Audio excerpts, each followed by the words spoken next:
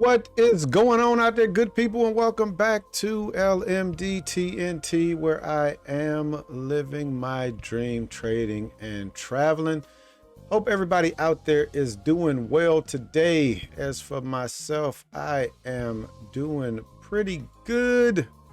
Sitting down at the desk, giving these machines a bit of rest so that I can get this daily recap done before the market cycles over and deletes my P&L data. So just wanted to do that real quick.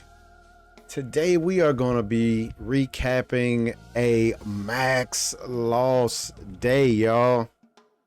First max loss day since starting the cash account. Ooh, this one was brutal, but had triggers in place to deal with it. And yeah, it is what it is. So let's go ahead. Let's bring up the automated trading system. And we are down realized 307.06 today in the cash account. Got a cash value right now of 3,092. If you remember, this account started with 3,000 in it. So actually we're still doing good.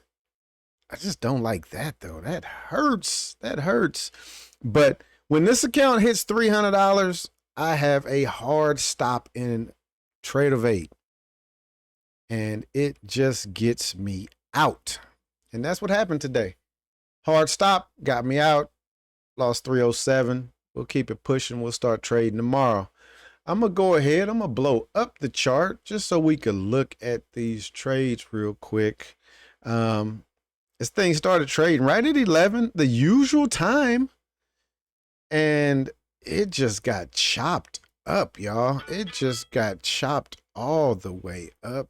That's my Etsy account. So let me put my phone on mute. People love to start messaging me, whether it's directly on my phone or on Etsy. That look like a feedback, so that's good because I usually get 4 stars, 5 stars. So leave those feedback, good people. But yeah, let's look at this first trade, y'all. A short. Me taking this, it's below the 100. That's good. That's the first thing I see. That's good. But boom, stopped out in about 30 minutes exactly. That's crazy. Was risking 33 points on this one, so took one contract. Nearest distance to the next demand was 8.89 R. I'm actually doing some consulting with my consultant.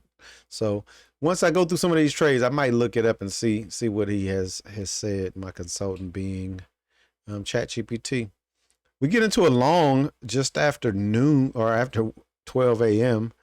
and looks decent, risking 17 points. So that means I could have took 2 contracts, which it did. Quick pop right into, now this is a huge zone and 0.22 R. This was something that I needed to talk to ChatGPT about. So give me 1 second, y'all. Let me find a pen. I need to write this down so that I don't forget.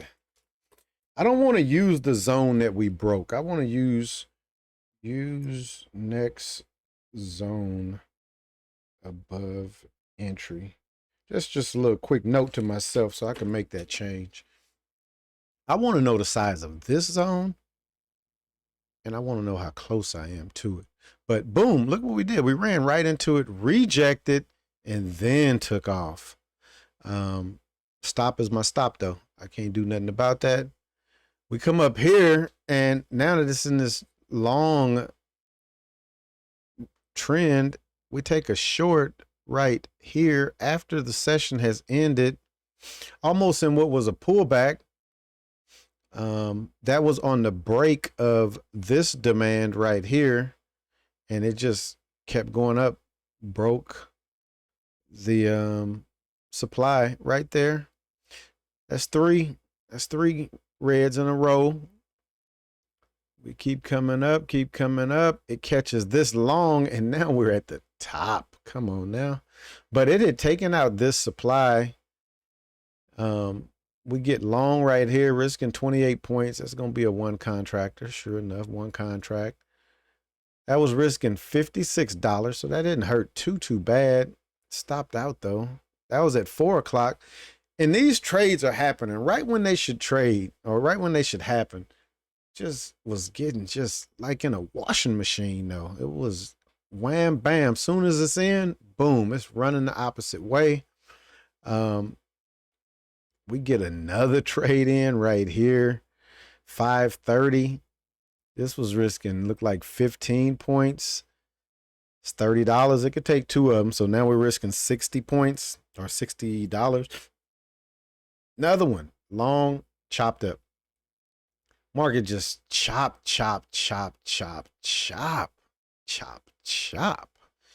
This was something that Ninja Trader, or not Ninja Trader, it was something that my developer caught this next demand at 0, and it was kind of questioning it, thinking that it was providing false data, but it's because it's probably counting that demand that it's already in. So something else that I'm gonna have to run by my have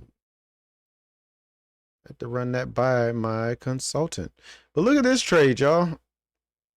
6 o'clock. This one almost went 2R. This trade right here, would have made back everything that was lost earlier. It just didn't work. It went just about, probably did go 2R, because that's 2.25R. So we just needed that to just come down a little bit more, give us some money, but it didn't. And that was the trade that took us out. Other thing is, again, once my account hit 300, Tradeovate was getting me up out of there anyway. So this probably would have gotten me out somewhere around there. Because the strategy is actually running, these show strategy information. They don't show that actual trades information. Let's see something though. This is going to be the last one that we look at. I'm gonna turn the strategy off, and then this should show where it actually got out at. So the actual showing that it stopped out at 8:30. Let's check it out. Let's turn that off. Let's go to data series. Text marker and data is on. So it should be actually showing those trades. What's going on? Oh, yeah, we're not running nothing. So let's try it and see. Yeah, because as long as the strategy is not running, it should show actual. But for some reason, it's not. It's not showing none of the trades that we took today. Interesting. Got to look into that too. But yeah, that was the day, y'all. Rough and rugged, down 300. We up 1,300 overall. Can we be mad? Yeah, we can, but it's just a part of the game. Let's look at the dashboard real quick. Current balance showing exactly what we're showing in Tradeovate or in Ninja Trader. We're up 1292 net P&L. That profit factor is coming down. I said this a couple of days ago. I said it yesterday. We were over 2. Got to revert back down to the mean of what the actual back testing data was showing. That's what that did there. Current drawdown 384, which is now the new max drawdown. Total fees, we've been paid $84. This here's nothing gonna change there because I haven't pulled out any money. Showing, look at that 2 a.m. hour. It's just going downhill.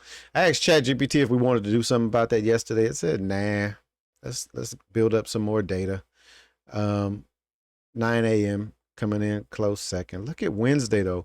Wednesday, if you look at some old videos, Wednesday was a strong day.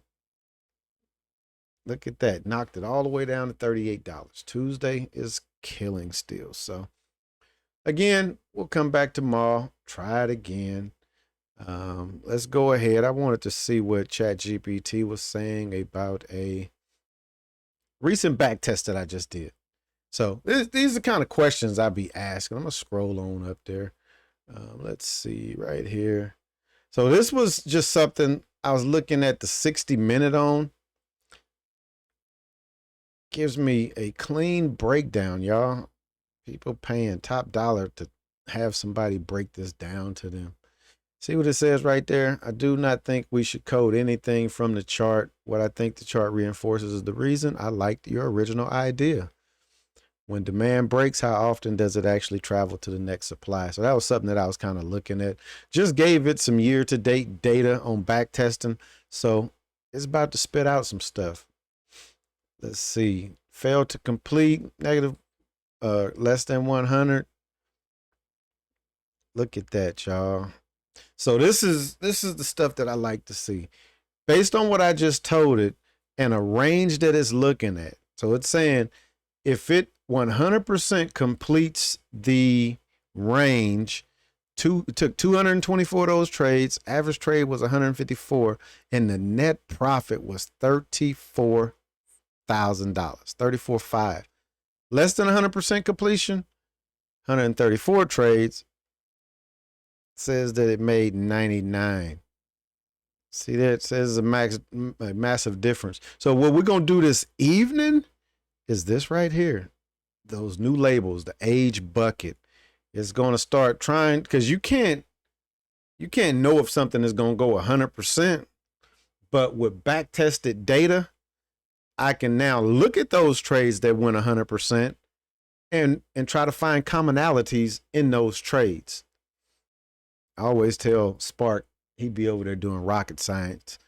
This is probably sounding like rocket science to a lot of y'all, but it'll basically look at those trades that went 100%, those trades that made $34,000 net profit, and it will group them into buckets to see which one of these buckets had a higher probability of making money.